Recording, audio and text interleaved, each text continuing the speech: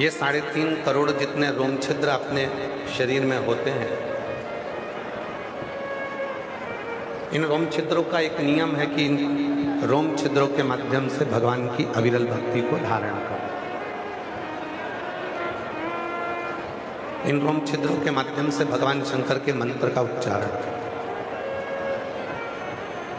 अब संसार का कोई भी मनुष्य एक दिन में 3.5 करोड़ बार भगवान का नाम नहीं ले सकता।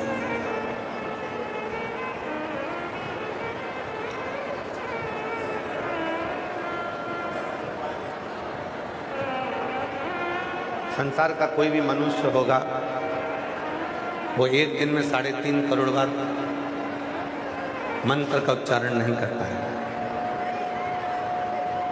मंत्र जप नहीं करता है। और यदि वो 3.5 करोड़ बार मंत्र का जप वो एक दिन में नहीं कर पाता है तो सार्वजनिक रूप से बैठकर जब वो भगवान के मंत्र का उच्चारण करता है, सार्वजनिक रूप से बैठकर जब भगवान के मंत्रों को जपता है तो वो मंत्र सार्वजनिक रूप से जब निकलते हैं एक दूसरे के मुख से तो वो तरंग बनकर टूटते हैं, और टूटते हैं तो वो 3.5 करोड़ रोम छिद्रों को सिद्ध कर देते हैं और मनुष्य सिद्ध हो जाता है।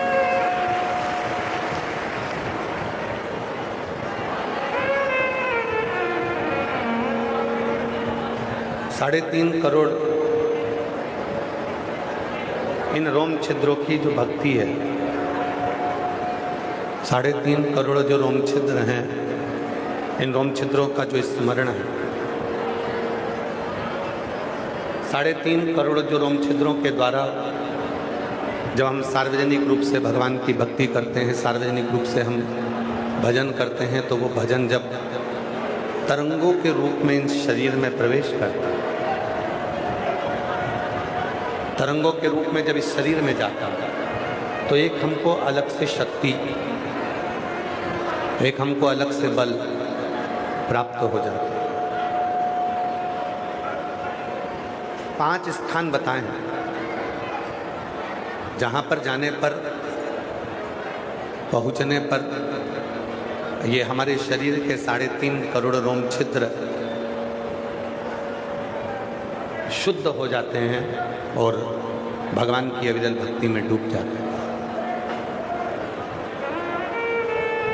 वो 5 स्थान कौन से हैं? 3.5 करोड़ रोम छिद्रों को सिद्ध करने के लिए, शुद्ध करने के लिए, भक्ति करने के लिए वो 5 स्थान बताए। पहले नंबर पर है अपने माता की गोद, अपनी माता के चरणारविंद, अपने माता के नजदीकता। दूसरे नंबर पर है अपने पिता की गोद, पिता के चरणों की नजदीकता। इन 3.5 करोड़ रोम छिद्रों को कितना सुंदर कहा गया शिव पुराण के उमा संहिता में कि 3.5 करोड़ बार यदि आप मंत्र का जप रोज नहीं कर पाते हो, तब अपने माता पिता के पास बैठकर यदि एक बार भी श्री शिवाय नमस्तुभ्यम बोलते हो, ओम नमः शिवाय बोलते हो, नमः शिवाय बोलते हो, राम नाम बोलते हो, कृष्ण नाम बोलते हो, तो वो 3.5 करोड़ रोम छिद्रों को तृप्त कर देते हैं।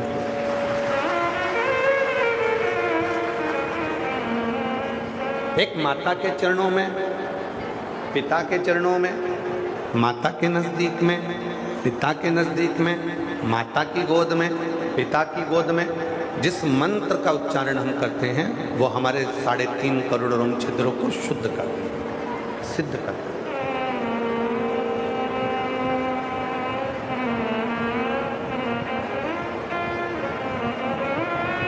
वो ऐसे रोम छिद्र है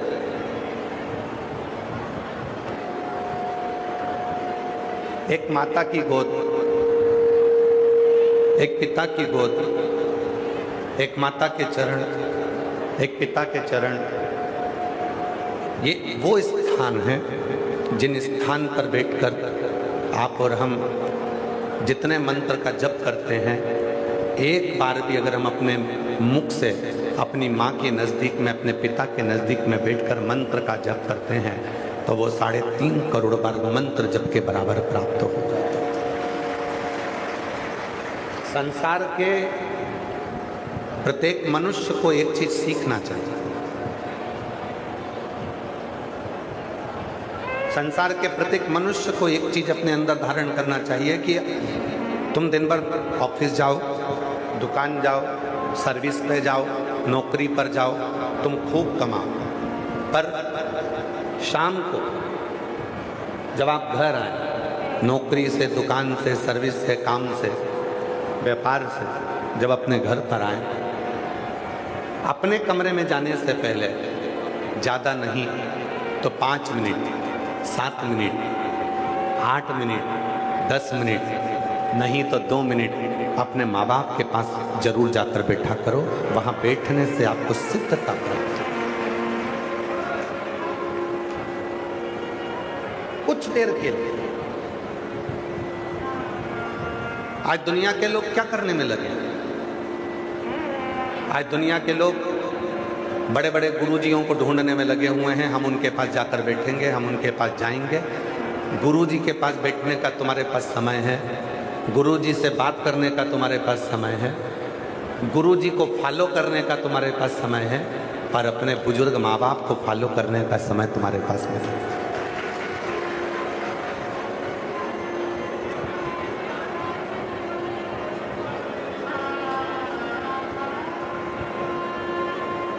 आप सब बैठे हुए हो। पहले के समय में इतने सारे खिलौने नहीं होते थे। पहले के समय में इतने सारे खिलौने नहीं होते थे। टायर, ट्यूब, गाड़ी का जो साइकिल का टायर है, साइकिल का जो ट्यूब है, गाड़ी का जो टायर है, गाड़ी का जो ट्यूब है, उससे डंडी से मार मार कर उससे खेला करते थे। यहाँ जितने मेरे जीजा बैठे हैं, जितने मेरे बेटा बैठे हैं, वो लोगों ने भी बचपन में अपने साइकिल के टायर से, गाड़ी के टायर से, ट्यूब से खेला।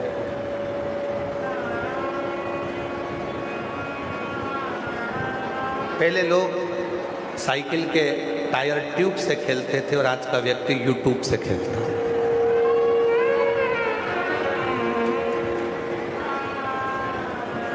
पहले टायर ट्यूब से खेलते थे, अब यूट्यूब से खेलते थे। टायर ट्यूब से खेलते थे तो शरीर को लाभ होता था, यूट्यूब से खेलते हो तो शरीर को लाभ नहीं होता, बैंक खाली हो जाता है, घर का पैसा खाली हो जाता है, धन खाली हो जाता है, संपदा खाली हो जाती है।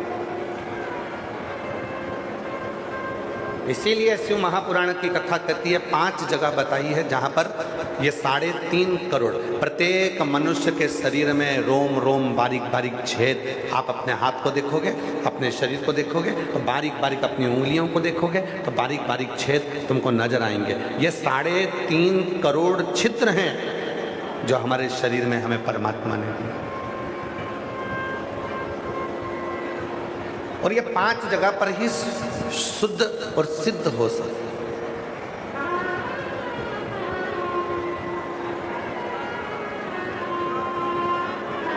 ये 5 जगह पर शुद्ध भी होते हैं और सिद्ध भी होते हैं।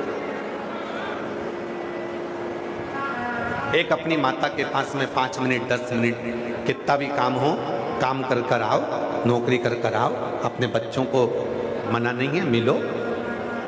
अगर आज आप अपने बच्चों को कुछ प्रेरणा देना चाहते हो तो वो सबसे बड़ी प्रेरणा देना, आप अगर अपने माँ बाप के पास बैठोगे तो एक दिन ऐसा आएगा कि आपकी औलाद भी आपके पास में आकर बैठेगी, वरना वो बैठने वाली। 5 स्थान में 2 स्थान, एक माता और एक पिता, जिनके नजदीक में बैठने पर भी ये 3.5 करोड़ रोम छिद्र शुद्ध और सिद्ध हो जाए। तीसरे नंबर पर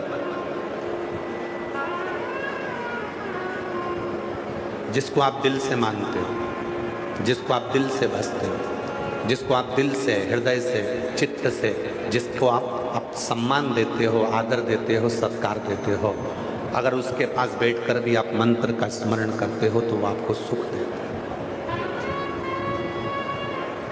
जैसे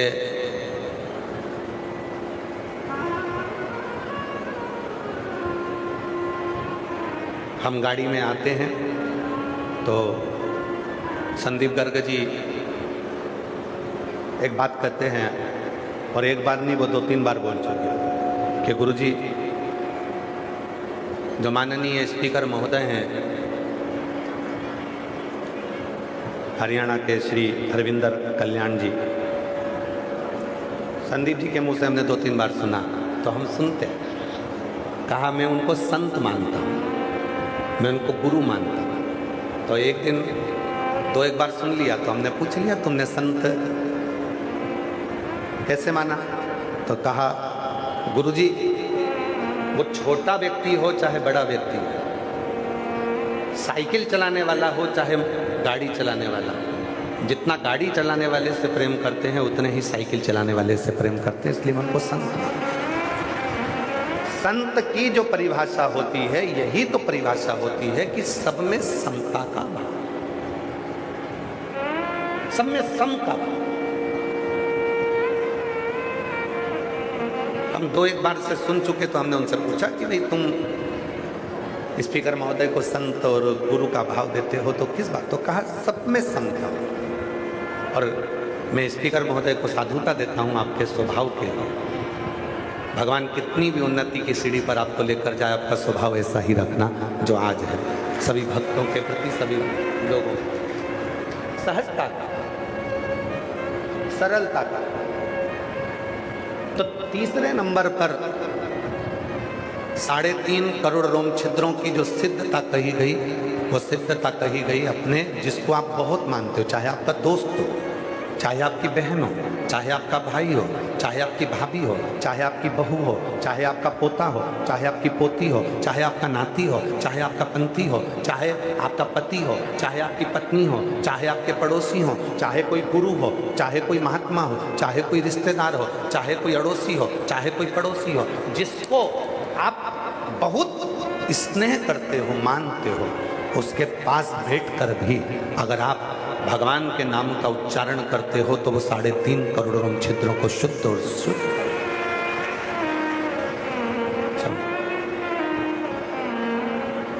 3.5 करोड़ रोम छिद्रों को भी शुद्ध और सिद्ध कर दे। 3.5 करोड़। चौथे नंबर पर आया गुरु के पास बैठे, और गुरु कौन? गुरु की परिभाषा क्या है?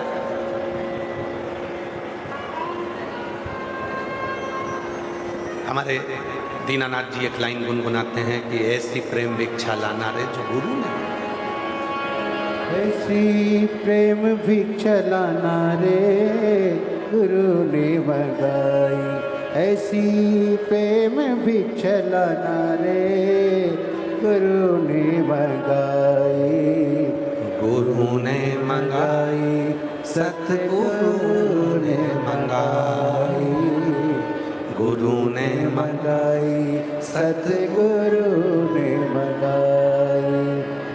पहली भिक्षा जो जल की लाना, नदी नाले के पास न जाना, कुआ बावण को छोड़ के आना, ऐसी गगरी भर के लाना रे गुरु ने मंगाई, ऐसी गगरी भर के लाना रे गुरु ने मंगाई। सच्चा गुरु कैसा होता है? सतगुरु कैसा होता है? एक अच्छे गुरु की पहचान क्या होती है? वो तुमसे कभी नहीं कहेगा कि गगरी भर कर लाना तो बहुत सारी लाना।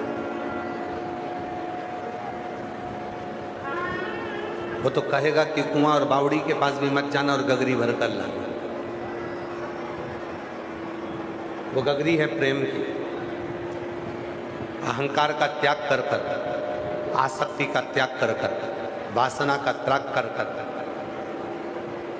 परिवार को नहीं छोड़ना है। सच्चा गुरु कभी नहीं कहता कि तू तेरा घर छोड़ दे।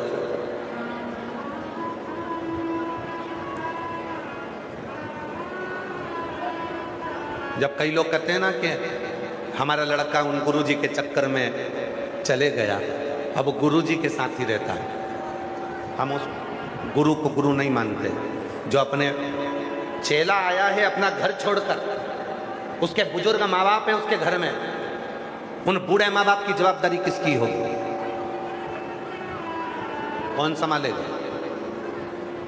सच्चा गुरु वो होता है जो लड़के को प्रेरणा दे, उस लड़की को प्रेरणा दे, बेटा अभी पूरी जिंदगी पड़ी हुई है, मेरा शरीर का तो कोई ठिकाना नहीं है, कब ये प्राण छूट जाएंगे, पर अपने घर जाओ, मेहनत करो, संघर्ष करो। आप मुझे गुरु मानते हो तो मेरी वाणी पर भरोसा करो। ग्रस्त आश्रम से बड़ा कोई दुनिया में आश्रम नहीं होता। संत बनने के बाद लाखों लाख माला करना पड़ती है, तब भी तरना बड़ा कठिन होता है।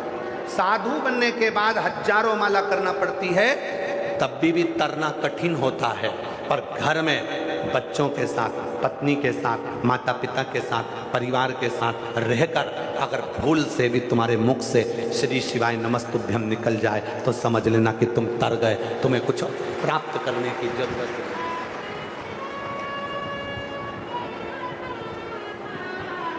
कुछ नहीं।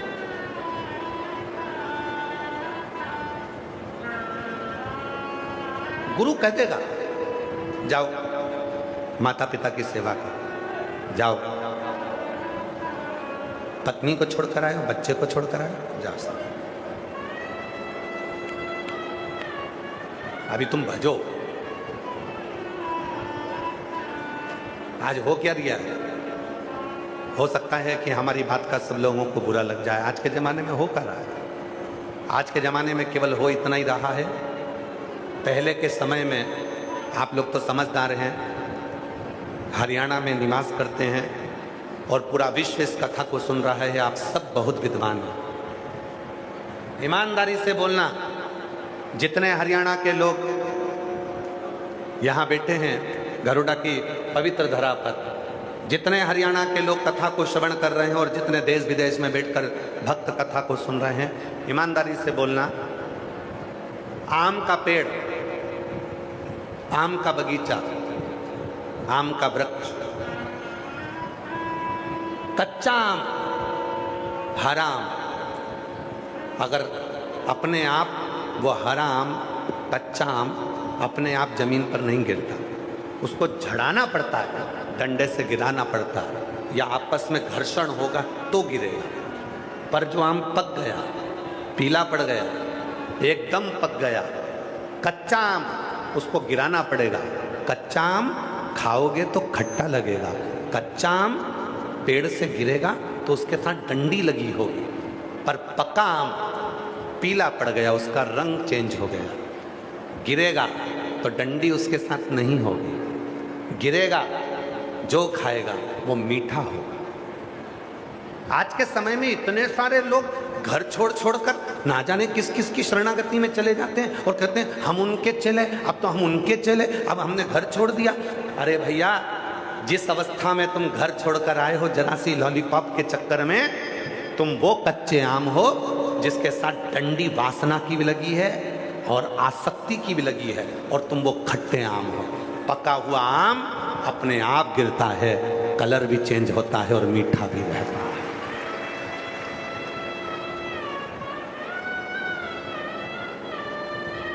पका आम कैसे होता है? कच्चा आम किसको कहते हैं? कच्चा आम वो आम है जिसके मन में आया कि अरे आज के ज़माने में तो भैया ये सब फालतू की बातें हैं, फैक्ट्री खोलो, ये करो, वो करो, संत बन जाओ, महात्मा बन जाओ, महाराज बन जाओ, खूब जोरदार जोरदार गाड़ियों में घूमेंगे, लोग पाँव पड़ेंगे, दक्षिणा देंगे, पैसे आएंगे, धन आएगा। जरा से कमाने के चक्कर में संत बन गए और एक दिन मालूम पड़ा गलत करते करा और मालूम पड़ा टीवी पे फोटो छप गए। लो, कच्चे आम थे, इसीलिए वो डंडी भी साथ थी, वासना की, आसक्ति की, तृष्णा की।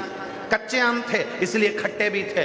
और जब परिवार में धोखा मिला, जब परिवार में कष्ट मिला, हर तरह से हार गया, जिंदगी हताश हो गई, तब कुछ भी नजर नहीं आया, तब भगवान की शरणागति में गया। तब वो पका हुआ आम था जिसको भगवान ने पूरा पका दिया था, और पकने के बाद जब जाओगे तो तुम कभी भी गलत कृत्य नहीं कर पाओगे, गलत कर्म नहीं कर। आप लोगों में से कितने लोगों ने सुनी, शिव पुराण में हमने एक बात कही थी, जिनने सुन रखी हो तो वो जरूर हाथ ऊंचा करना। हमने शिव पुराण में एक बात कही थी कि शिव पुराण की कथा में किसी के कहने पर मत जाना। जिस दिन तुम्हारा दिल करे, अंदर से तुम सोच लो कि मुझे घरोंडा में जाकर शिव पुराण की कथा सुनना है, तब जाना। बोला था कि नहीं बोला था? किसी के कहने पर मत जाना, किसी के बोलने पर मत जाना, भीड़ बढ़ाने को मत जाना। कथा में तब जाना जब मेरा बाबा तुम्हारा हाथ पकड़कर तुम्हारी बुद्धि से, तुम्हारे हृदय से, तुम्हारे चित्त से कथा में लेकर आ जाए, तब कथा में जाकर।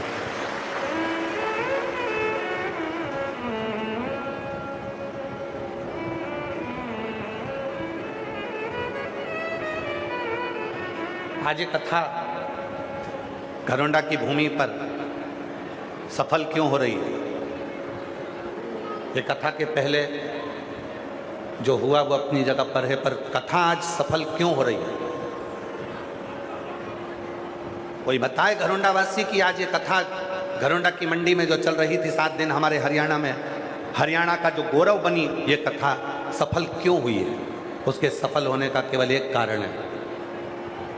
पहले उस कथा को लोग केवल खुद की समझते थे। आज जो घरोंडा वासी इस कथा को करवा रहे हैं, ये एक की नहीं है। घरोंडा वालों ने सोच लिया ये कथा घर घर की है, पूरी समाज की है, बच्चे बच्चे की है, जीजियों की है, बुजुर्ग माताओं की है, बुजुर्गों की है। उन्होंने ये सोचा, घरोंडा वासियों ने ये सोचा कि आज इतनी कथा में अगर इस घरोंडा में अगर भक्त आए हैं तो ये शंकर के भक्त आए, ये हमारे घर के मेहमान आए, मैं साझुता दूंगा। कल यूट्यूबरों ने, न्यूज़ चैनलों ने, कल फेसबुक चलाने वालों ने, कल सोशल मीडिया चलाने वालों ने, माननीय स्पीकर महोदय जी, मैं एक बात कहूं आपको कि कल जितने सोशल मीडिया वाले, उन्होंने एक लाइन लिख के डाली थी कि घरोंडा की मंडी,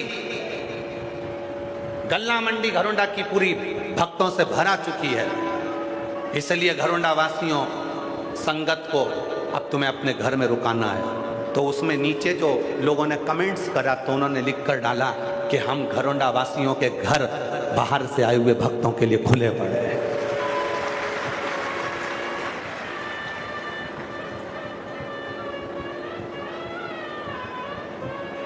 ये घरोंडा वासियों के घर आए हुए संगत के लिए, आई हुई मेहमानों के लिए, आई हुई संगत के लिए खुले पड़े। पलक पावड़े बिछा दिए घरोंडा वालों ने।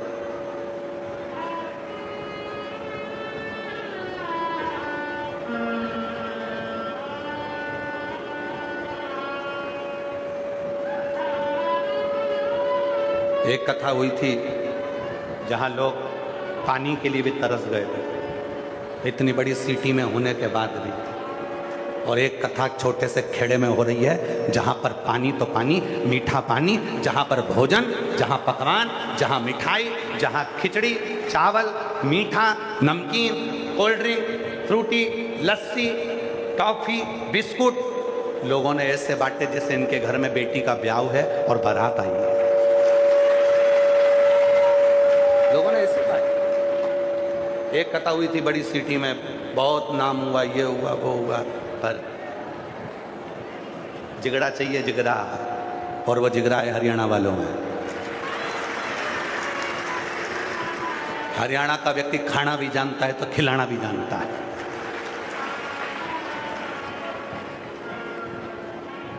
जिगड़ा चाहिए, और वो जिगरे से कथा हुई। क्यों सफल हुई कथा? जितने लोग कैमरा वाले माइक ले लेकर पूछ रहे हैं घरोंडा के लोगों से, आए हुए भक्तों से, क्यों साहब तुम्हें घरोंडा में कैसा लगा? सब एक ही बात बोल रहे हैं, इतना बढ़िया, इतना बढ़िया। आखिर घरोंडा वालों ने करा क्या? हमको तो कभी कभी लगता है तुम लोगों के पास कोई भभूति मभूति है जो तुम फेंक देते हो और सब तुम्हारे हो जाते, सब तुम्हारे। क्या है घरोंडा में? ऐसा प्रेम। यहाँ 36 कौम 36 समाज जो एक जगह पर खड़ी हुई है, उसने ये नहीं सोचा कि ये कथा इस समाज की है कि इसकी है। सबने एक ही बात कही, ये अपने घरोंडा की कथा है, अब तो अपने को संभालना है और इसको साधना है। ये अपने घरोंडा और जो दूसरे के लिए सोचता है ना, मेरा ओघड़दानी, मेरा शंकर उसके साथ खड़ा रहता है। जो दूसरे के लिए सोचा, अपने लिए नहीं सोचा तुमने, दूसरे के लिए सोचा। शिव साथ 5 जगह ऐसी है जहां पर ये 3.5 करोड़ रोम छिद्र शुद्ध और सिद्ध हो। पहले नंबर पर माँ, दूसरे नंबर पर पिता, तीसरे नंबर पर जिससे आपका स्नेह है, और चौथे नंबर पर सदगुरु गुरु। और गुरु वो जो पहचाने अपने शिष्य को। आज के जमाने में एक होड़ लगी हुई है, अभी गुरु पूर्णिमा आएगी तो होड़ लग जाएगी, गुरु दीक्षा लो, गुरु दीक्षा लो, गुरु मंत्र। गुरु फिरे बाजार में हमसे दीक्षा लो, नरक पड़ो चाहे स्वर्ग जाओ, पर लिफाफा हम ही को दे। आज के ज़माने में गुरुओं की होड़ लगी हुई है। हमारे इतने चेले, हमारे इतने शिष्य, हमारे इतने फॉलोअर, हमारे इतने चाहने वाले, आज के ज़माने में होड़ लगी होड़।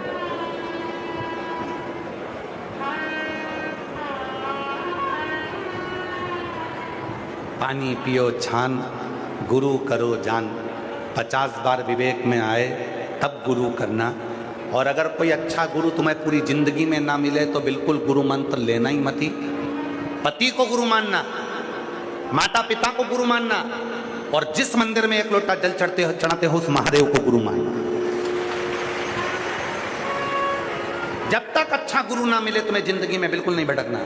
पति को गुरु मानो, माता पिता को गुरु मानो, और शिव जी के मंदिर में एक लोटा जल चढ़ाते हो उसको अपना गुरु मानो।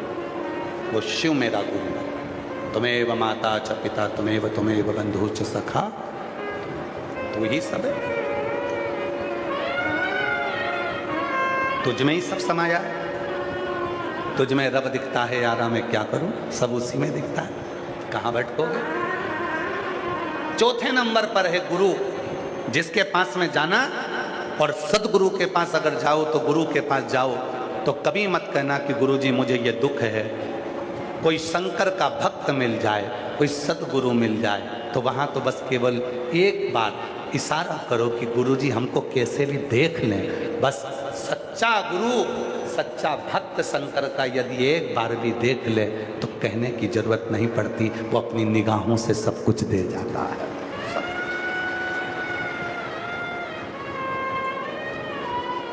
केवल देख।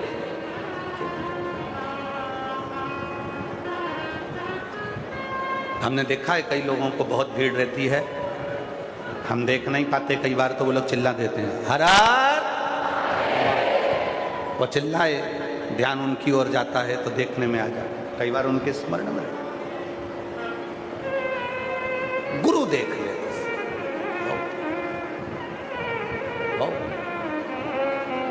सच्चा गुरु मिले उसकी शरणागति में बैठकर भी मंत्र का जब किया जाता है तो वो भी 3.5 करोड़ रोम छिद्रों को शुद्ध और सिद्ध कर देता है। अब 5वें नंबर पर है, 4 तो ये हो गए माता पिता, स्नेही और गुरु। 5वें नंबर पर शिव महापुराण की उमा संहिता कहती है, वो 5वें नंबर पर है जहाँ पर बैठकर 3.5 करोड़ रोम छिद्र शुद्ध और सिद्ध हो जाते हैं। वो है पंचवृक्ष। कितने वृक्ष? 5। पहले नंबर पर बेलपत्र का वृक्ष, दूसरे नंबर पर पीपल का वृक्ष, तीसरे नंबर पर वट वृक्ष, चौथे नंबर पर आंवले का वृक्ष, और 5वें नंबर पर महाराज 5वें नंबर पर शमी का वृक्ष। ये 5 वृक्ष ऐसे हैं जिन वृक्ष के नीचे बैठकर यदि एक बार भी मुख से शिव का नाम निकल जाता है तो 3.5 करोड़ रोम छिद्र शुद्ध हो जाते हैं। कभी सीहोर आए तो कुबरेश्वर धाम पर जब आप कंकर शंकर की पूजन करते हैं, रुद्राक्ष लेते हैं, वहीं पर मंदिर के प्रांगण के ठीक पीछे जो बड़ा शेड बना है, उसके ठीक पीछे की ओर प्राचीन 400 साल, 450, 500 साल पुराना बट वृक्ष, बड़ का पेड़। जब हम सीहोर रहते हैं तो उस बट वृक्ष के नीचे बैठकर कुछ देर बाबा का स्मरण करें। 2 जगह पर हमारा बैठना होता है, एक वो बट वृक्ष के नीचे, दूसरा जो अंदर पुराना भगवान कुबरेश्वर बाबा का जो शिवलिंग है, जिसके ऊपर बड़ा शिवलिंग बना दिया गया है। अब जगह उसमें अंदर जाने की बहुत छोटी है, इसलिए उसमें अंदर जाने नहीं देते। उसकी जगह एक सामने पत्थर का मंदिर बन रहा, बड़ा, उसमें दूसरी प्रतिष्ठा करा। पर जो कुबरेश्वर बाबा का जो छत्री है वो अंदर रह गए भूमि, जहाँ जगह छोटी होने के, अब हमको मालूम नहीं था कितना भक्त लोग पहुँचेगा, तो पहले छोटा सा बना दिया, अब वो छोटी जगह। पंच वृक्ष 5वें नंबर पर आता है। किसी भी एक वृक्ष के नीचे भी बैठकर यदि आप एक बार भी मुख से भगवान का नाम ले रहे हो तो तुम्हारे 3.5 करोड़ रोम छिद्र शुद्ध सिद्ध। जब सीहोर आए, जब काशी जाएं, उज्जैनी जाएं, प्रयाग जाएं,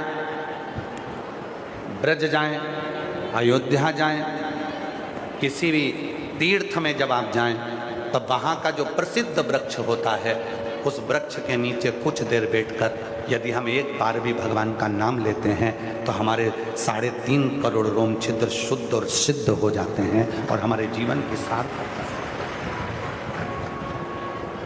जब आप कुबरेश्वर धाम पर आए, उज्जैनी जाएं तो सिद्धबट पर जाएं, प्रयागराज जाएं तो सिद्धबट पर जाएं, जब किसी पवित्र वृक्ष के नीचे बैठकर जब हम मंत्र का उच्चारण करते हैं, मौन होकर 2 क्षण के लिए बैठकर उसको स्मरण करते हैं, तो उसका फल क्या?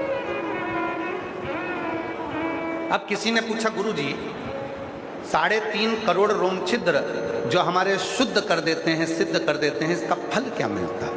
फिर निवेदन है, आप लोग सामूहिक रूप से बैठकर जब मंत्र का उच्चारण करते हो, वो मंत्र जब टूटते हैं तो वो हमारे रोम छिद्रों को सिद्ध करते हैं।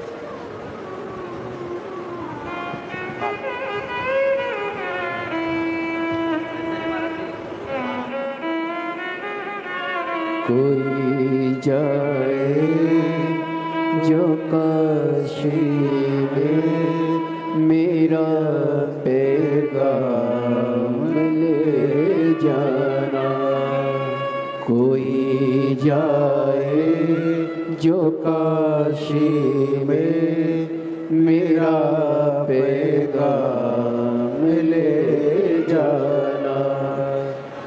जब आप कोई तीर्थ में जाएं, किसी तीर्थ में पहुंचे और वहां पर कोई पवित्र वृक्ष हो, उसके नीचे जरूर बैठे। कुछ क्यों इतना महत्व है कि शिव महापुराण की कथा में जाओ तो वहां की मिट्टी को, शिव महापुराण की रज को अपने शरीर से लगाओ, अपने मस्तक पर। क्यों? घरोंडा में इतने शंकर के भक्त कभी नहीं आएंगे।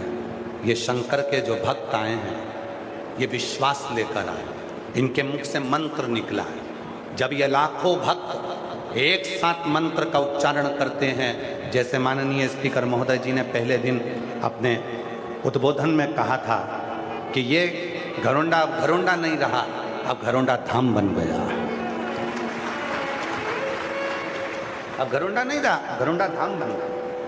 माननीय स्पीकर महोदय जी जब बात को बोले तो उसमें मन, इतने सारे शिव भक्त जब आए हैं, मंत्र पढ़ते हैं, जप करते हैं, बैठते हैं, पूजन करते हैं, नाचते हैं, गाते हैं, रात को भी भजन कर रहे हैं, दिन में भी भजन कर रहे हैं, तो यहाँ की जो मिट्टी है, यहाँ की जो रज है, यहाँ की जो भूमि है, वो भूमि, वो रज साधारण नहीं होती, वो हमारे जीवन का कल्याण करने वाली हो जाती है, हमें सिद्धता देने वाली। क्यों जाते हो तीर्थ?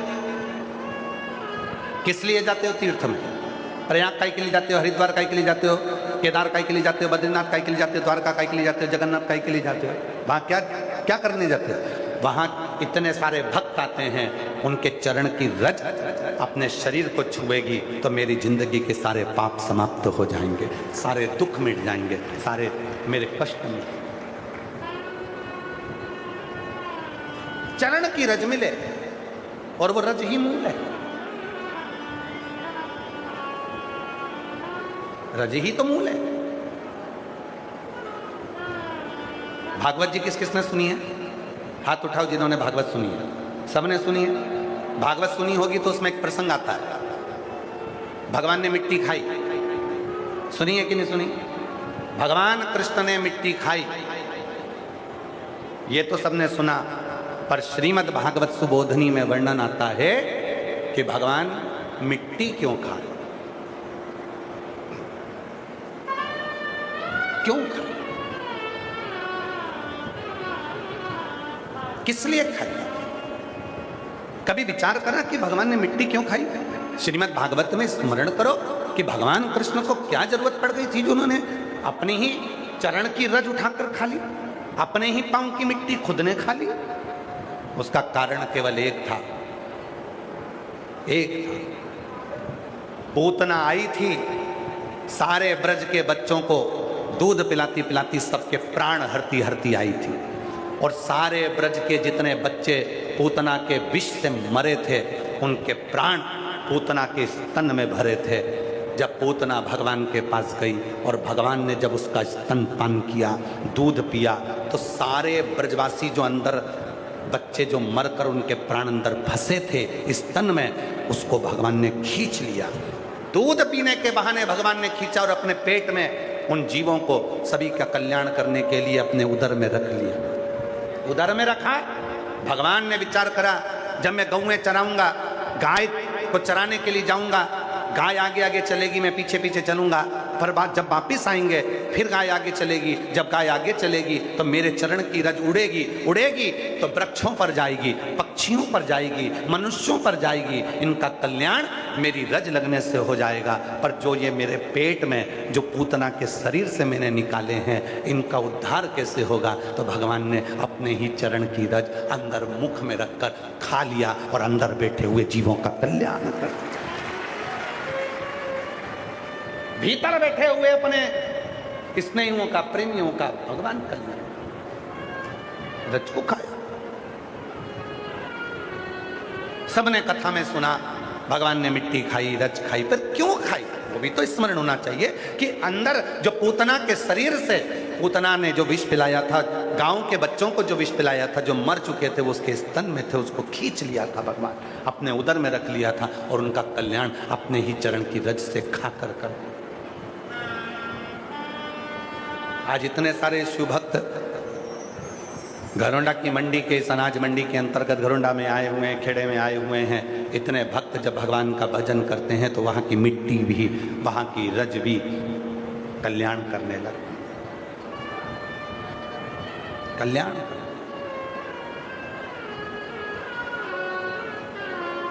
फिर भले दुनिया के लोग तुम्हारी हंसी उड़ाएं, तुम्हें ताना कसें, तुम्हें अपशब्द कहें, वो अपनी जगह, वो तो दुनिया की रीति है। तुम ये मत सोचना कि लोग तुम्हें अपशब्द, तुम मिट्टी लेकर मस्तक से भी लगाओगे तो दुनिया लोग ताना देंगे।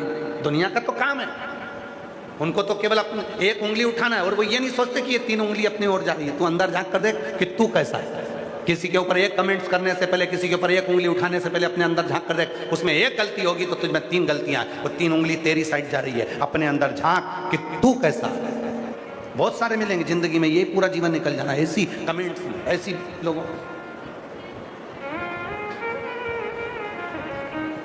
दुनिया की रीति है, वो बिना बोले नहीं रह सकते, क्योंकि दुनिया के लोगों को मालूम है पत्थर कभी भी बमूल के पेड़ पर नहीं मारा जाता, पत्थर कभी भी कांटों के पेड़ पर नहीं मारा जाता, पत्थर हमेशा फल वाले पेड़ पर ही मारा जाता है। जिसमें फल होता है लोग उंगली उसी पर उठाते हैं। तुम्हें फल ही नहीं है। अगर कोई तुम पर ताना नहीं दे रहा, कोई तुम पर कमेंट्स नहीं कर रहा, कोई तुम्हें अपशब्द नहीं कर रहा, तो समझ लेना तुम्हें फल मल नहीं है। जो फलित है, जो फलवान है, उस पर लोग ताना देंगे, उस पर लोग अपशब्द कहेंगे, उस पर लोग कमेंट्स करेंगे, दिन रात गाली देंगे, दिन रात अपशब्द कहेंगे, दिन रात। उठाओ, ज्यादा दूर मत जाओ, दिल्ली चले जाओ, भारत के माननीय प्रधानमंत्री जी को देखिए,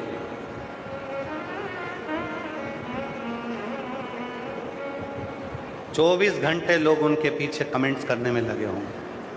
आप अच्छा करो, आपके पीछे लग जाएंगे, आप श्रेष्ठ कर्म करिए, आपके पीछे लग जाएंगे। आप ताना कसने वाले ताना कसेंगे, और पत्थर उसी पर मारा जाता है, बमूल के पेड़ पर नहीं, कांटों के पेड़ पर नहीं, कोई नीम के पेड़ पर पत्थर नहीं मारता।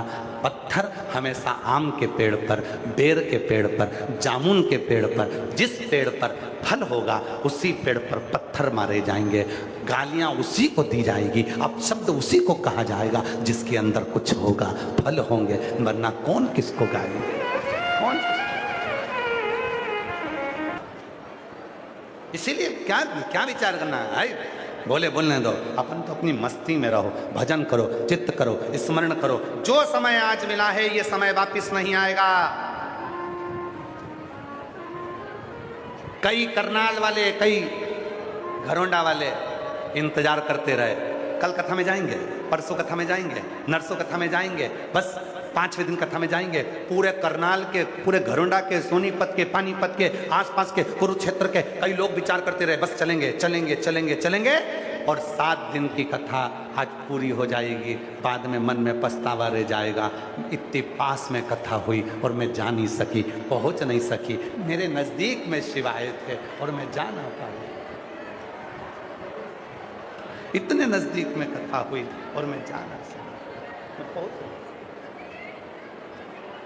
और मेरे भोले तेरा सहारा है, मेरे भोले तेरा सहारा है, मेरी नैया का तो किनारा है, मेरी नैया का तो किनारा है। मेरे बाबा तुझे पुकारा है, मेरे बाबा तुझे पुकारा है, मेरी नैया का तो किनारा है, मेरी नैया का तो किनारा। एक विश्वास, एक भरोसा, एक दृढ़ता जब आई मन में तो शिव सामने। एक पत्र है, अच्छा पत्र देखिए, बड़ा सुंदर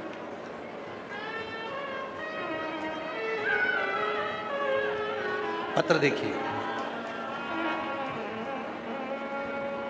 मेरा नाम बिमला देवी, पति का नाम रोहतास सिंह,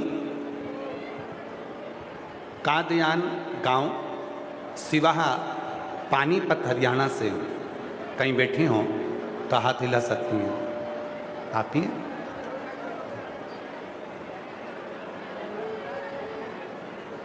पानीपत, हरियाणा से। मेरा फ़ोन नंबर ही है। भोले बाबा की कृपा का मैं क्या बखान करूं गुरुजी।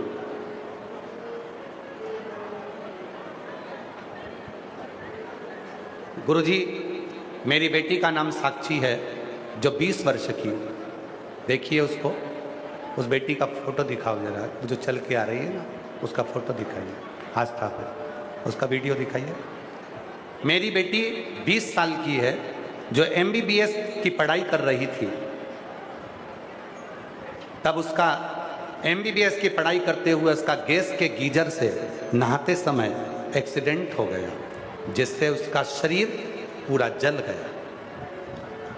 पानी इतना गर्म था, जब वो गीजर का पानी जैसे उसके सिर पर पड़ा कि उसके दिमाग की जो ऑक्सीजन थी वो खत्म हो गई। डॉक्टरों ने उसे कई दिनों तक वेंटिलेटर पर रखा, हालत कुछ सुधर नहीं हुआ।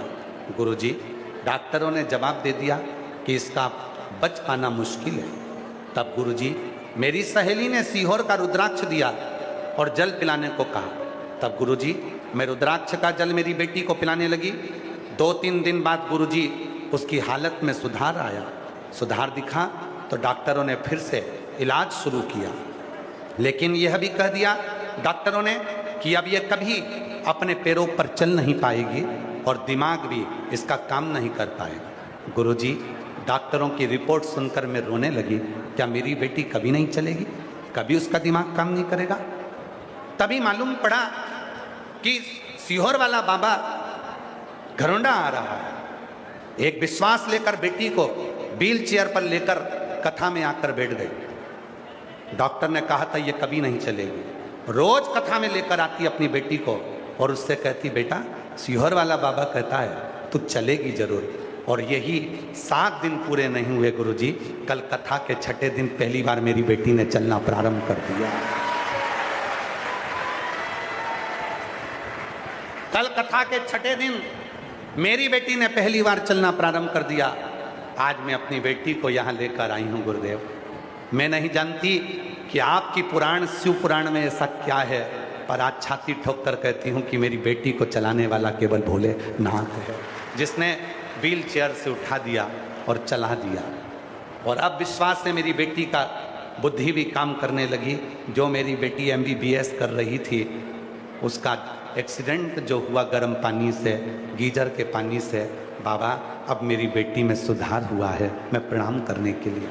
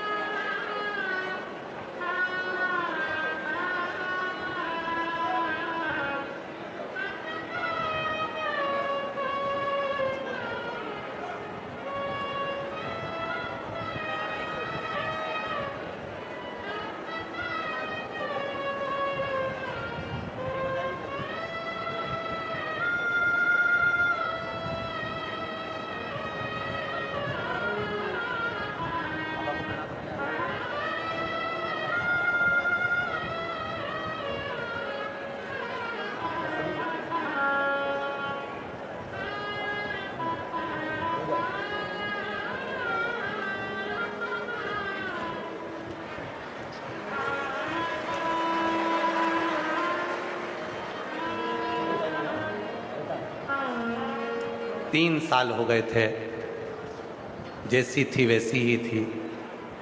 कथा में विश्वास के साथ आई थी कि अब चलाएगा तो भोलेनाथ चलाएगा, और 6ठे दिन की कथा में चलने लगी और 7वें दिन की कथा में स्टेज पर आ गई।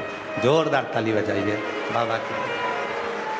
ऐसे दयालुनाथ से रिश्ता बनाइए, ऐसे दयालुनाथ से रिश्ता बनाइए, मिलता रहेगा आपको जो कुछ भी चाहिए, मिलता रहेगा आपको जो कुछ भी चाहिए।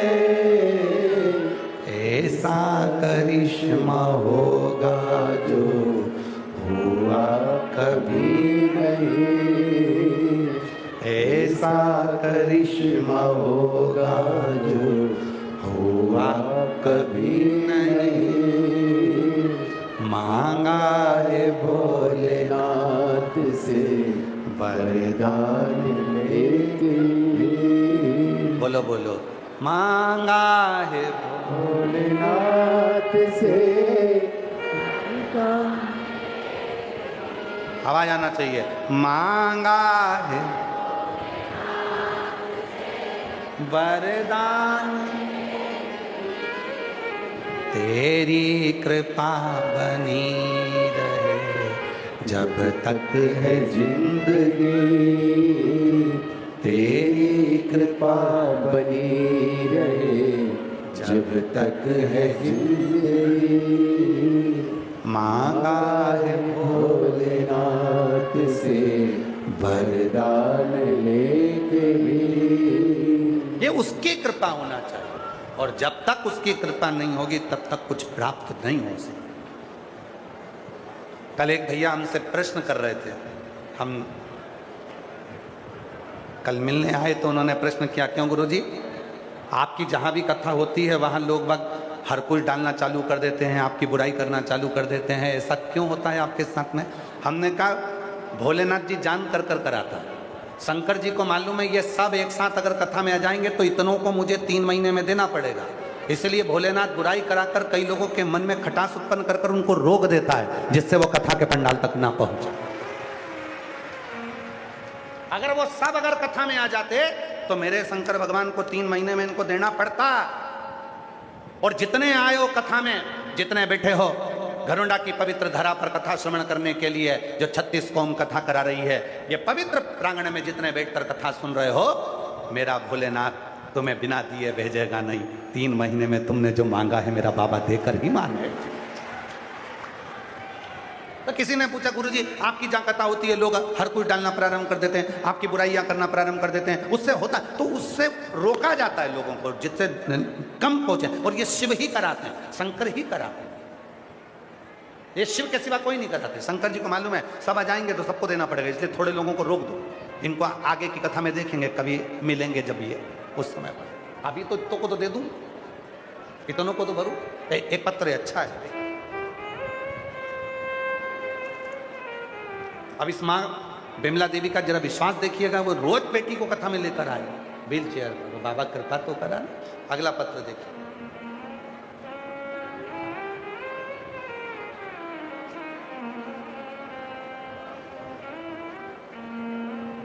मेरा नाम रेनू आहूजा, मेरे पति का नाम अनिल आहूजा, रायपुर रानी पंचकुला से आई हूँ। कहीं बैठी हो? आप ही हैं? बच्ची आई है क्या साथ में? नहीं आई है? आप आ जाओ, आ जाओ। मेरा नाम रेनू आहूजा, मेरे पति का नाम अनिल आहूजा, हम रायपुर रानी पंचकुला से आए हैं। गुरुजी जरा पत्र को पढ़िएगा। गुरुजी मेरे भोले बाबा की कृपा का मैं क्या वर्णन करूं। मेरी बेटी जिसकी आयु 4 वर्ष थी, मेरी बेटी की आंख में खेलते खेलते अचानक से चोट लग गई। चोट इतनी भयंकर थी कि उसकी आंख पूरी डैमेज हो गई। गुरुजी मेरी बेटी को पंचकुला के सेक्टर 6 में भी दिखाया, तुरंत उनको रेफर चंडीगढ़ कर दिया। पीजीआई में मेरी बेटी का इलाज चला और आखिरी में डॉक्टरों ने बोल दिया कि इसकी आंख अंदर से फट चुकी है, जिसके कारण इसकी आंख के अंदर खून बह रहा है। इमरजेंसी में उसको ऑपरेशन करना होगा। आंख में टांके लगे। गुरुजी आंखों में टांके लगने के बाद भी, ऑपरेशन के बाद भी डॉक्टर ने बोला कि हो सकता है कि टांके लगने के बाद इसकी आंख में से खून बहना बंद हो जाए, पर खून बहना बंद नहीं हुआ। आंख में जो लेंस लगा था वो भी टूट गया, फिर मोतिया वो भी बेकार हो गया। गुरुदेव डॉक्टरों ने सब कुछ मना कर दिया, इसकी आंख से दिखना बंद हो गया। गुरुजी जब दिखना बंद हुआ, मेरी बेटी पढ़ाई कैसे करेगी? 4 साल की मेरी बेटी कैसे अपनी गुजारा करेगी? मेरी बेटी को हो क्या गया? डॉक्टरों ने जब हमने पीजीआई चंडीगढ़ में दिखाया, सब ने हाथ ऊंचे कर दिए कि अब ये बेटी की आंख में से तो अब मुश्किल है, सब तरह से हार गए। तब मेरी मामा जी की बेटी ने आपकी कथा के बारे में बताया और पशुपति नाथ जी के व्रत रखने को कहा। गुरुजी मैंने मंदिर जाती, आपकी कथा सुनती, मंदिर जाते भोले बाबा जी को बेलपत्र चढ़ाती, अपनी बेटी को बेलपत्र ला कर देती। मेरा काम है इस बेटी की आंख को ठीक कर दे। भोलेनाथ जी से रोज प्रार्थना करती। जो स्तुति आप गाते हो, भोला सब दुख काटो महारा, मैं भी बाबा को कहती बाबा एक ही दुख है। फिर किसी ने कहा सिरसा में महाराज जी आ रहे हैं। 2025 में जैसे ही आप सिरसा में आए, मैं अपनी बेटी को लेकर पंडाल में पहुंच गई। पंडाल में बेटी को कथा सुनाई, वहाँ की मिट्टी को लगाया और बाबा की ऐसी कृपा हुई, 6 महीने के अंदर बेटी का जब वापिस चेकअप कराया तब मेरी बेटी की आंखों की रोशनी आना प्रारंभ हो गई। डॉक्टर भी आश्चर्य में पड़ गए कि ये बेटी तो कभी देख नहीं सकती थी, आखिर ये हो क्या रहा है? आपने 12 बजे रात को शहद शिव जी को चढ़ाकर वो शहद आंखों में लगाने का जो उपाय बताया था वो मैंने करना प्रारंभ करा। मेरे घर के लोग कहने लगे, जब बड़े बड़े डॉक्टर इसके आँख को ठीक नहीं कर सके, इसकी रोशनी नहीं ला सके, तो ये शिवरात्रि का चढ़ा हुआ शहद वाला उपाय क्या इसके आँख ला सकता है?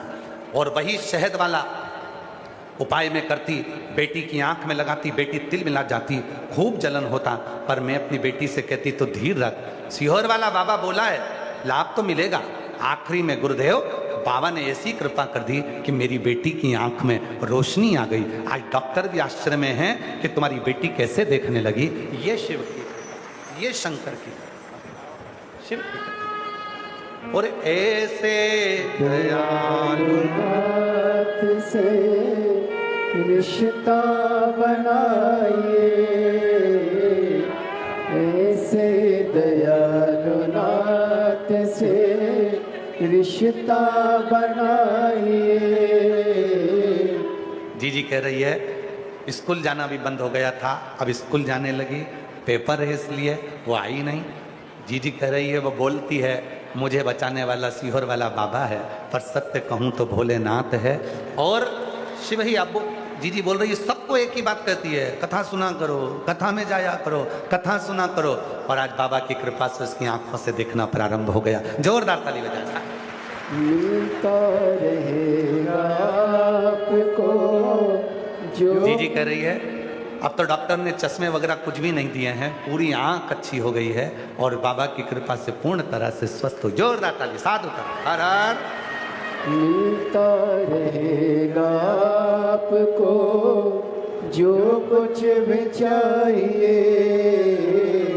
ऐसा करिश्मा होगा जो हुआ कभी नहीं, ऐसा करिश्मा होगा जो हुआ कभी नहीं। मांगा है भोलेनाथ से वरदान एक भी, मांगा है भोलेनाथ से वरदान एक ही, तेरी कृपा बनी रहे जब तक है जिंदगी।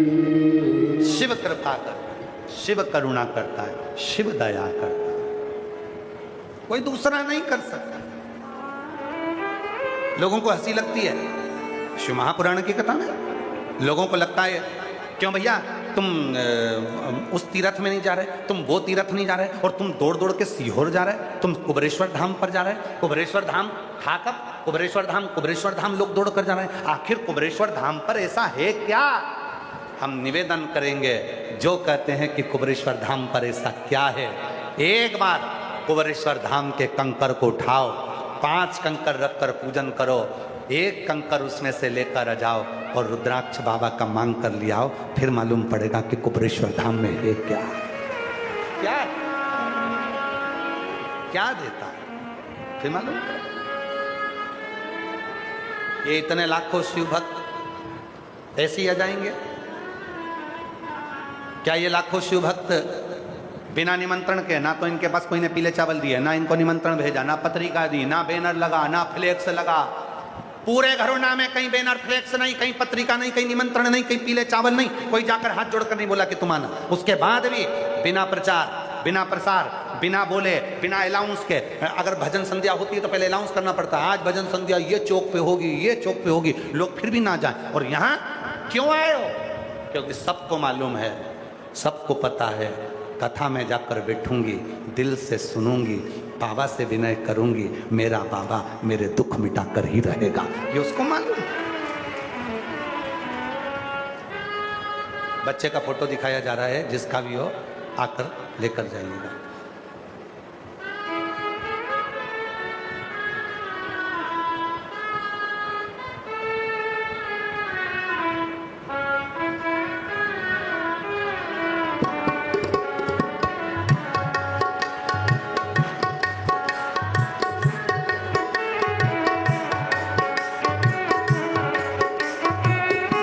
तू आजा भूल जोगिया, तू आजा भूल जोगिया, तू कर मेहरबानिया, तू कर मेहरबानिया,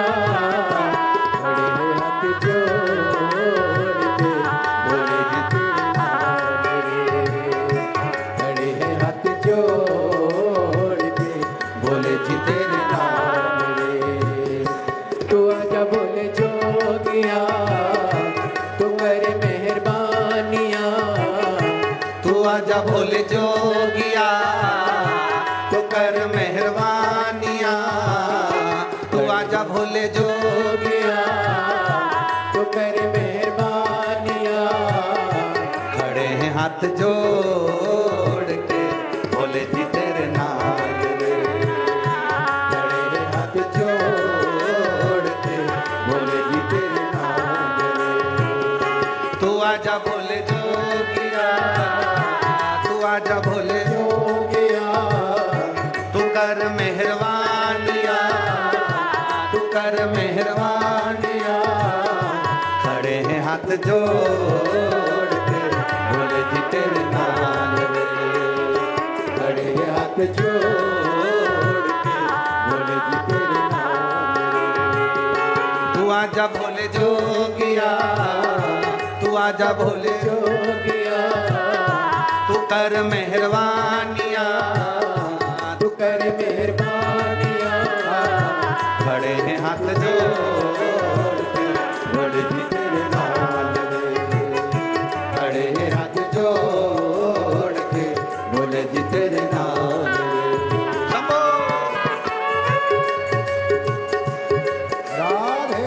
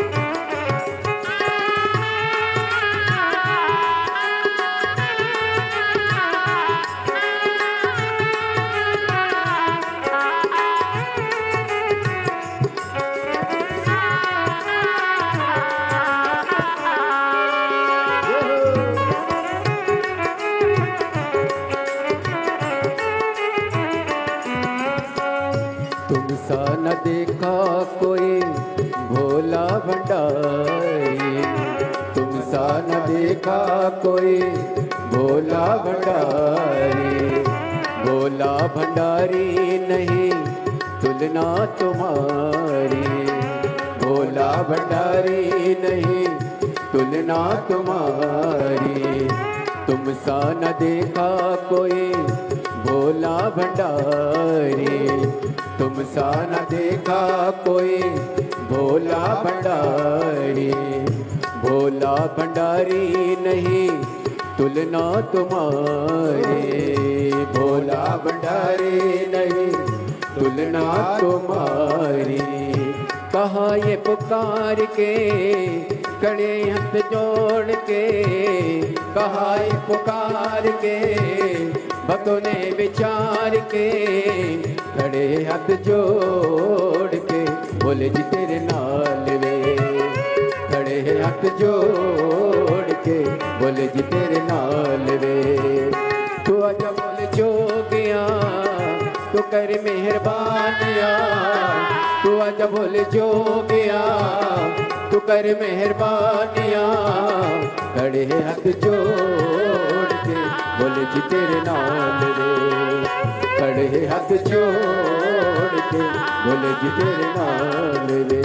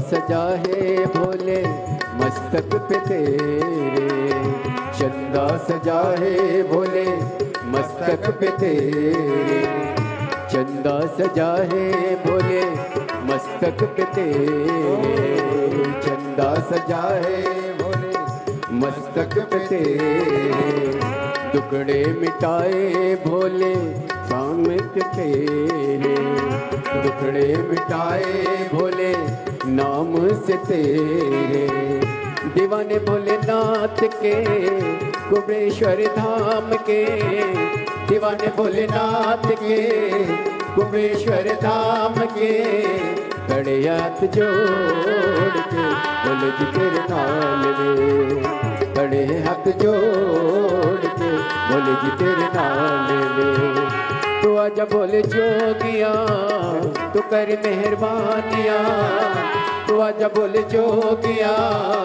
तू कर मेहरबानिया, खड़े हाथ जोड़ के बोले जी तेरे नाम रे, खड़े हाथ जोड़ के बोले जी तेरे नाम रे।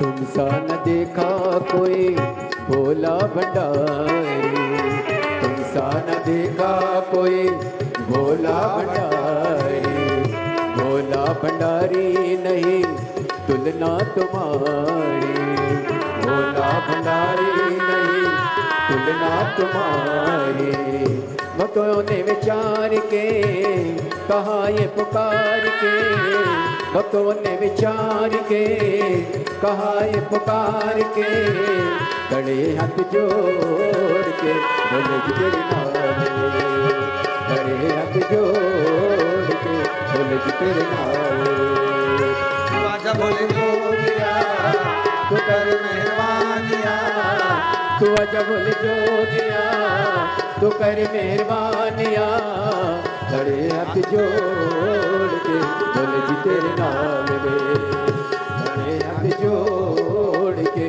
बोले जी तेरे नाम रे, खड़े हाथ जोड़ के बोले जी तेरे नाम रे। महादेव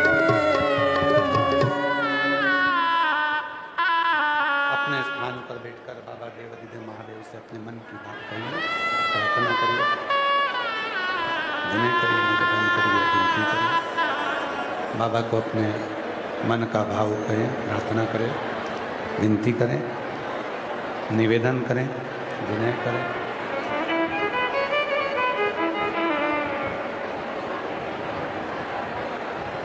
पवित्र श्री महापुराण की कथा देवाधिदेव महादेव की कृपा से, करुणा से, उनकी उदारता से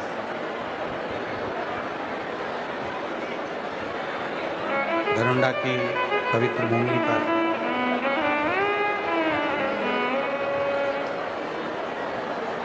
दरोंडा की पवित्र भूमि पर ये पवित्र कथा शिव महापुराण की जो चल रही है, आज उसका विराम दिवस रहेगा। ये कथा 17 तारीख से 23 तारीख तक हरियाणा दरोंडा में चल रही थी,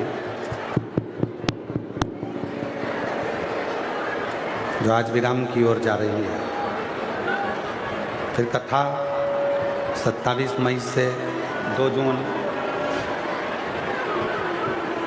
गांव दुधनाल, तालुका उमरगा, जिला धाराशिव, महाराष्ट्र में 2 बजे से 5 बजे तक यही पुरुषोत्तम मास के अवसर पर शिव महापुराण की कथा की दिव्य अनंता रहेगी।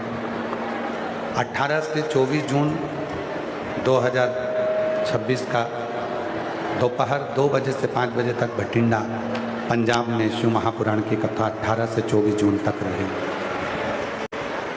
ये पवित्र कथा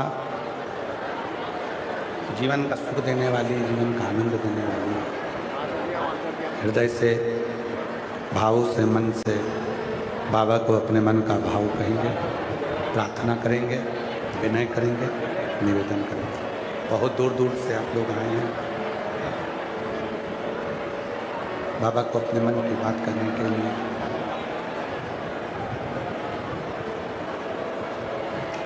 आज कथा का विराम दिवस भी रहेगा।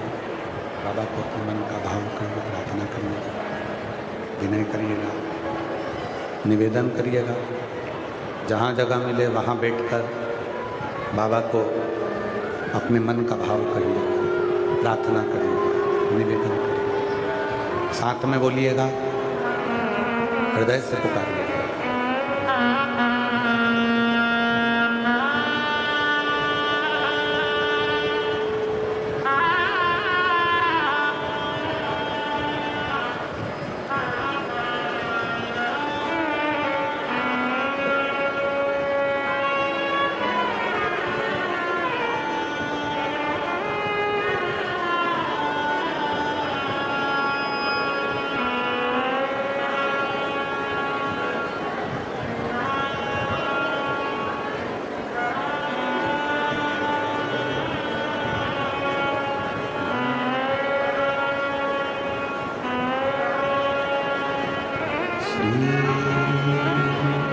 शिवाय नमस्तुभ्यं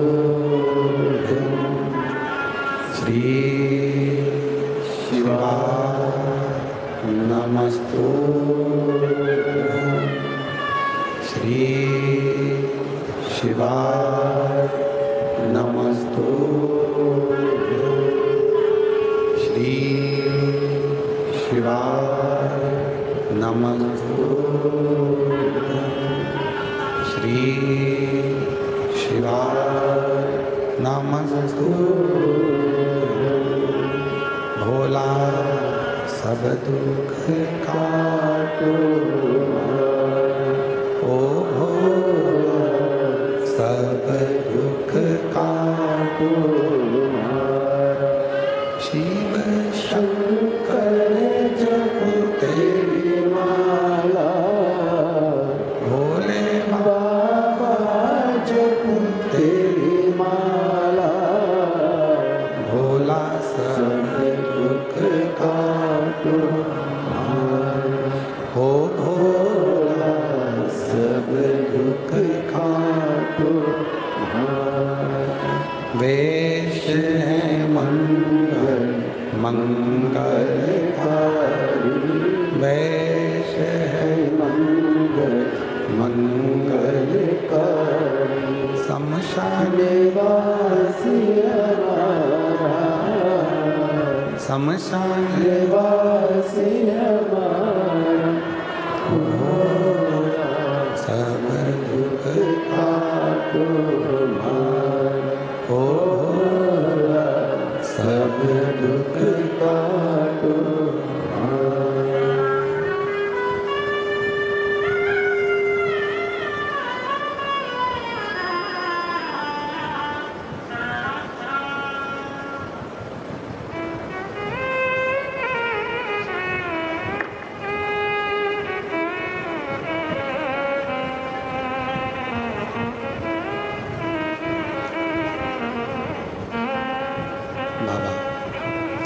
देवाधिदेव महादेव भगवान शिव, ओगणदानी त्रिकालदर्शी कैलाश विनाशी भगवान शंकर की पवित्र कथा कर शिव महापुराण की कथा वर्णन करती है। शिव तत्व का भगवान शंकर की कथा करती है।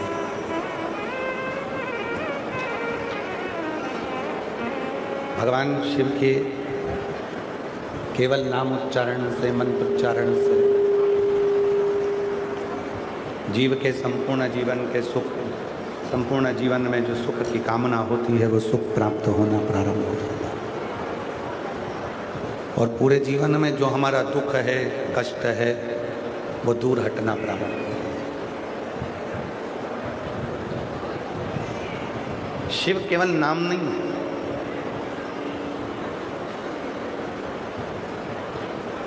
श्री शिवाय नमस्तुभ्यम केवल मंत्र ही नहीं है।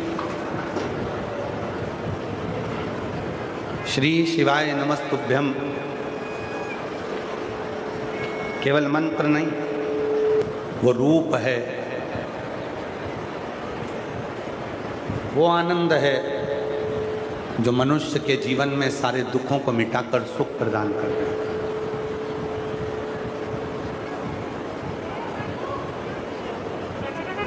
स्मरण आनंदता देने वाला,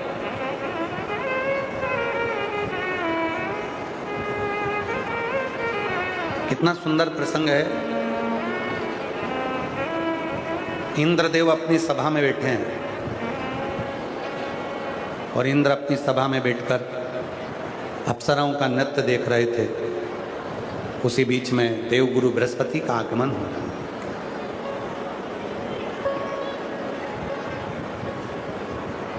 देवगुरु बृहस्पति जब आते हैं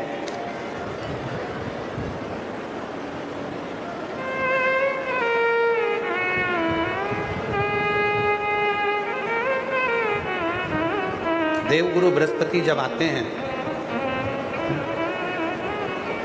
और देवगुरु बृहस्पति का जब आगमन हुआ तब इंद्रदेव अपने सिंहासन से खड़े नहीं हुए, प्रणाम नहीं किया।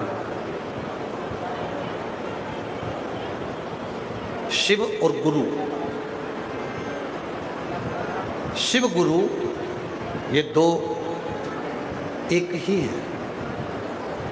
चाहे गुरु को शिव मानो, चाहे शिव को गुरु मानो, अगर आपने हृदय से प्रत्येक जीव में, हम तो यहाँ तक कहेंगे तुम्हारे घर में पति है, पत्नी है, माँ है, पिता है, बेटे हैं, बेटी हैं, देवर है, जेठ है, सब में शिव को देखो ना।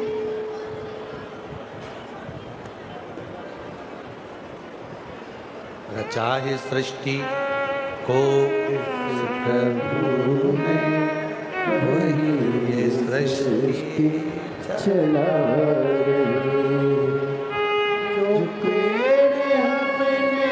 लगाया पहले, जो पेड़ हमने लगाया पहले, उसी का फल अब हम पा रहे। रचाए सृष्टि को जिस प्रभु ने, वही ये सृष्टि चला रहे। दुनिया की सबसे अच्छी दवा, दुनिया का सबसे अच्छा उपचार, दुनिया का सबसे अच्छी दवाई, दुनिया की सबसे अच्छी खुराक, दुनिया की सबसे अच्छी दवा है, दुनिया की सबसे अच्छी दवा है आपके चेहरे की मुस्कुराहट।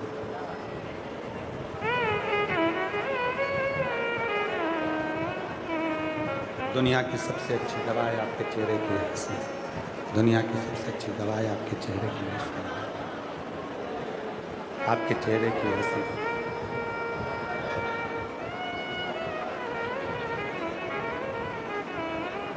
ये दुनिया की सबसे बड़ी दवा है। जिसने अपने घर में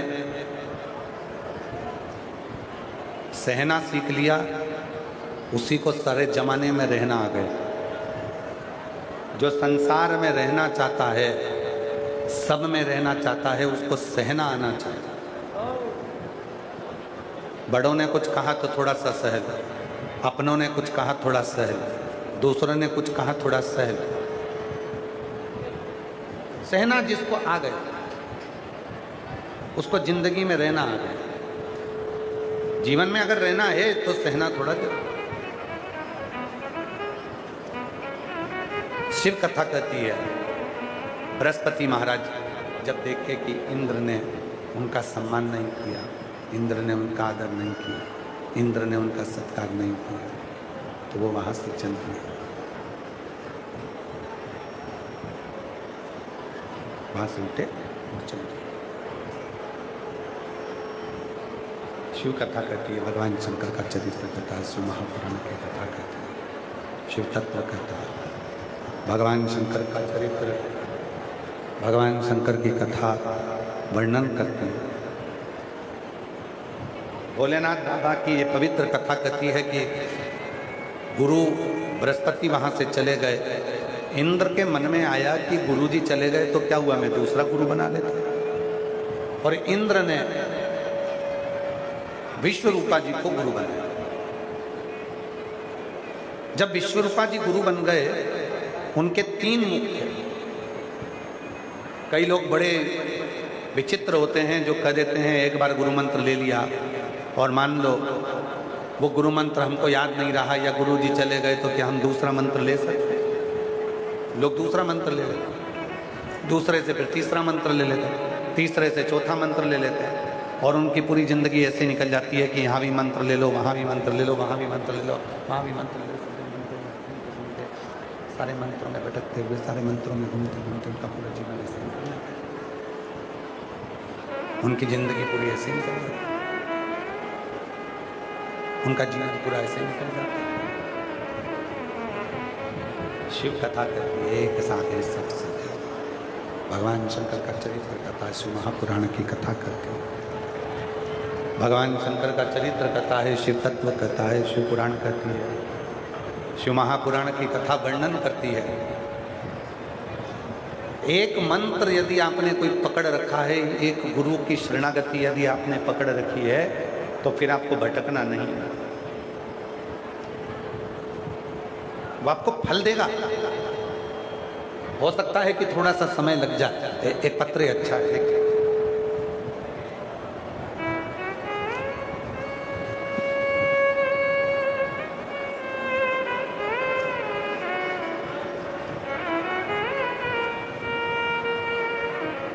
मेरा नाम शालू धीमान है, मैं पानीपत हरियाणा से हूँ।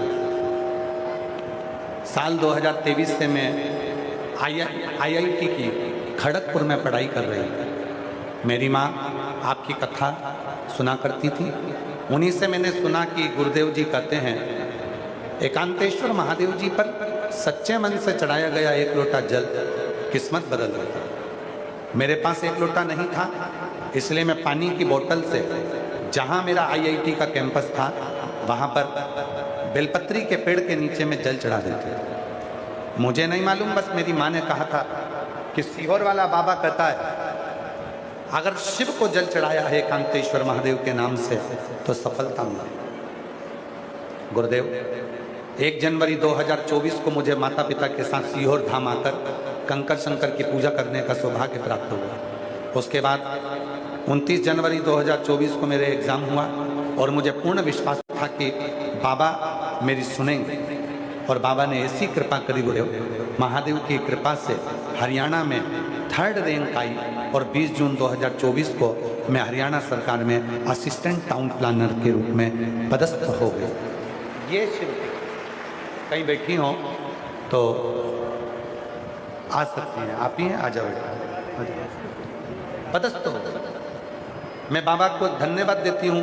एक लाइन बेटी ने लिखी है कि लुटा दिया भंडार कर दिया माला माल काशी वाले। बेटी ने लाइन में अब कुछ और भी लिख दिया, लुटा दिया भंडार सीहोर वाले कर दिया माला और जो जैसी भावना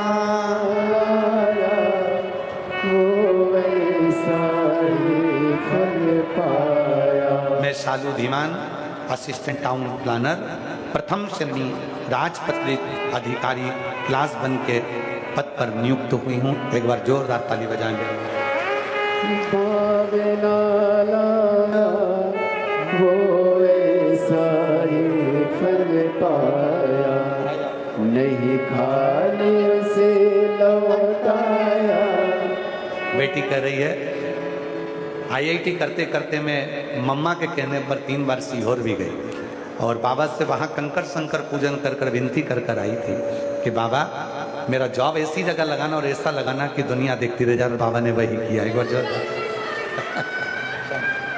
नहीं खाली उसे लौटाया वो मन ही मन हर्ष। एक पत्र और बड़ा सुंदर है। गुरुजी मैं लता रानी पत्नी श्री विजेंद्र कुमार सदर बाजार करनाल हरियाणा से कहीं बैठी हूँ तो हाथ हिला सकती हैं। मैं लता रानी पत्नी श्री विजेंद्र कुमार सदर बाजार करनाल हरियाणा से कहीं बैठे हों तो आ सकते हैं। मेरा मोबाइल नंबर ये है।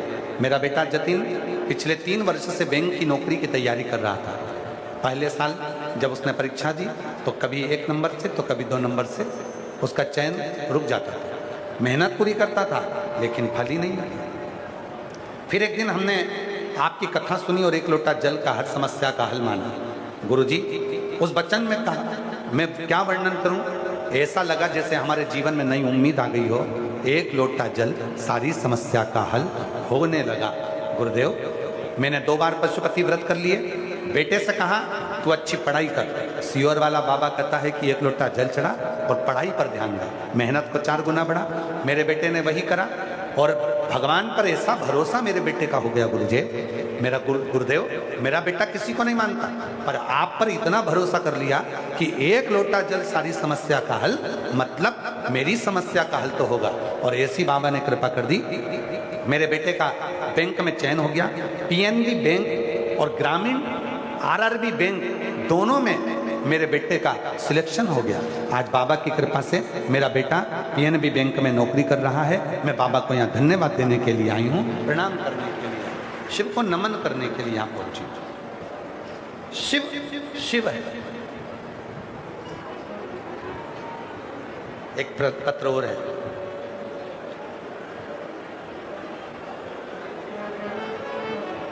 रेखा सोमपाल आराईपुरा करनाल की रहने वाली है।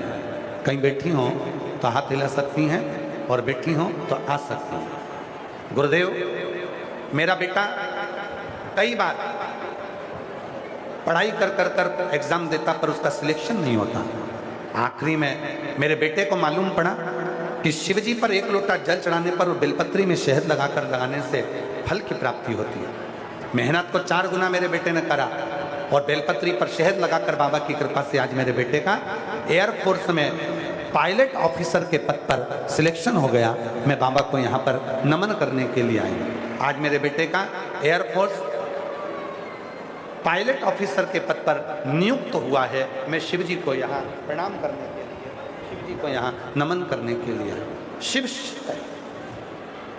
ओगरदानी शंभु शंभु त्रिकालदर्शी कैलाशी कैलाश। शिव कथा कर बृहस्पति महाराज का अपमान हुआ। बृहस्पति महाराज वहाँ से चले गए। प्रजापति विश्वरूपा जी गुरु बन गए। 3 मुख थे, 3 मुख से भाग लेते थे तो क्रोध आ गया इंद्र को, और इंद्र को क्रोध आया तो उस इंद्र ने विश्वरूपा जी का जब सिर काटा, ब्रह्म हत्या सिर पर लग गई, ब्राह्मण हत्या सिर पर चढ़ गई। और ब्राह्मण हत्या सिर पर चढ़ी तो उस ब्रह्म हत्या को उन्होंने अग्नि को, जल को, पृथ्वी को और स्त्री को, ब्रह्म हत्या को।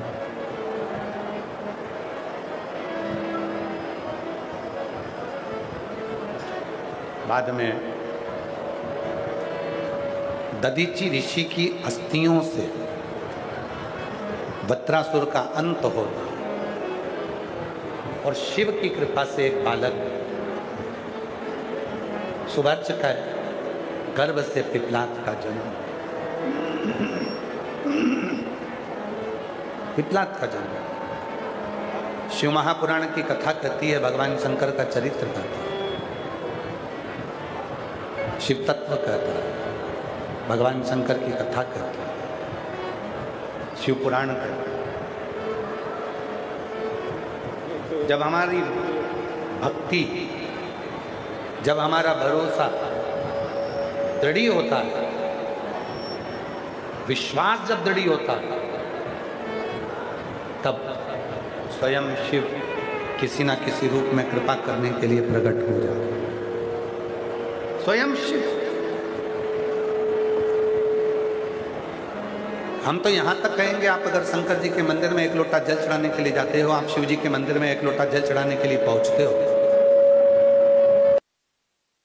आपका विश्वास पक्का है, आपका भरोसा पक्का है। आप शिव के मंदिर में एक लोटा जल चढ़ा रहे हो, आपका भरोसा दृढ़ है, तो आपको कहीं भटकने की जरूरत नहीं पड़ेगी। वो एक लोटा जल सारी समस्या का हल, फिर आपको कहीं भटकना नहीं है। वो एक लोटा जल आपको सुख प्रदान करेगा, वो एक लोटा जल आपको आनंद प्रदान करेगा, सुख देगा, आनंद। और आगे वर्णन आया भगवान शंकर के पवित्र चरित्रों का स्मरण करते हुए 12 ज्योतिर्लिंग का चरित्र तुमरुका जी चंचुला देवी को श्रवण करा। चंचुला देवी को जब कहा, हे चंचुला, भगवान के वो 12 ज्योतिर्लिंग का मैं स्मरण कराता हूँ जिन ज्योतिर्लिंगों पर भगवान शंकर सदा विराजमान होते, स्वयं भगवान शंकर जहाँ पर विराजित होते हैं। प्रथम है सोमनाथ जी। सोमनाथ जी का वर्णन किया। प्रथम ज्योतिर्लिंग के रूप में भगवान शंकर के, प्रथम ज्योतिर्लिंग के रूप में भगवान श्री सोमनाथ जी का वर्णन किया। चंद्र को काया का रोग हो गया था, वो काया का रोग चंद्र का मिट नहीं रहा। उस काया के रोग को चंद्रदेव जब धारण करे, देव ऋषि नारद का मिलना हुआ और देव ऋषि नारद ने शिव भक्ति में लगा दिया। चंद्रदेव ने भगवान शंकर की साधना आराधना करना प्रारंभ करी और चंद्रदेव की काया का रोग मुक्त हो। शिव महापुराण की कथा कहती है, शरीर में अगर कोई रोग आया है, शरीर में अगर कोई रोग एकत्रित हुआ आया है, तो वो रोग अगर मिटेगा तो केवल देवाधिदेव महादेव को जल चढ़ाने से मिटेगा और शिव की भक्ति से।